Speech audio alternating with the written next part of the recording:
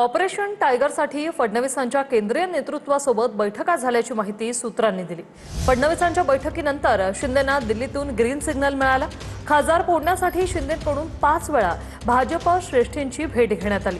6व्या खासदाराला फोडण्यात फडणवीसांची भूमिका होती अशी माहिती सूत्रांची आहे।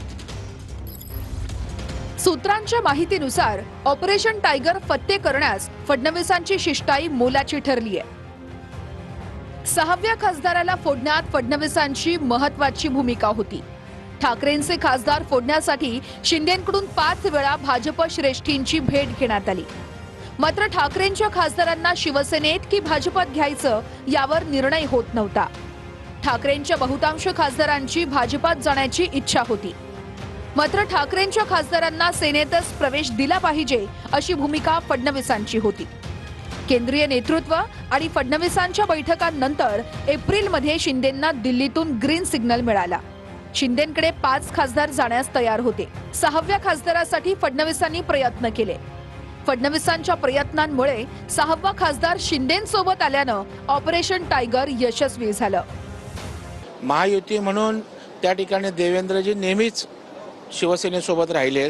त्यामुळे शिवसेनेच्या सगळ्या घडामोडीत महायुतीचे नेते म्हणून पक्षाचे सरकारचे प्रमुख म्हणून शेवटी त्यांचं मत त्यांची भूमिका ही त्या ठिकाणी अहम असते, महत्त्वाची असते आणि स्वाभाविकपणे त्यांचा से घेऊनच ज्या काही झाल्या असतील गोष्टी त्या झाल्या।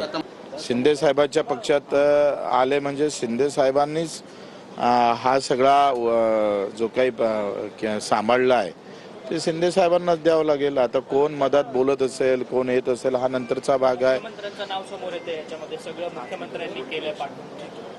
मला असं वाटत नाही, पण आखरी दोनही मिळून आखरी एकच आहे ना।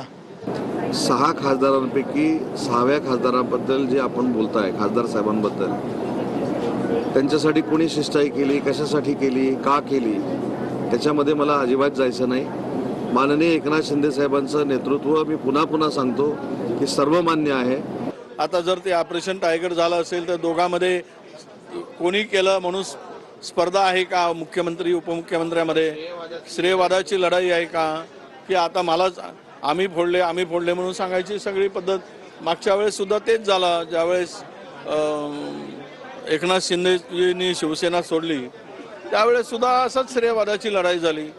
तर ज्यावेळेस हे असे सक्सेस होतात गोष्टी काही, त्यावेळेस श्रेयवाद वाढतो। शिवसेना भाजप का आम्ही काही वेगळे पक्ष मानत नाही। आम्ही एका विचारधारेने चालणार आम्ही पक्ष आहोत। नक्कीच आम्ही पार्टीज वेगळे आहोत, परंतु एकमेकांना साथ देणं काही चुकीचं नाही।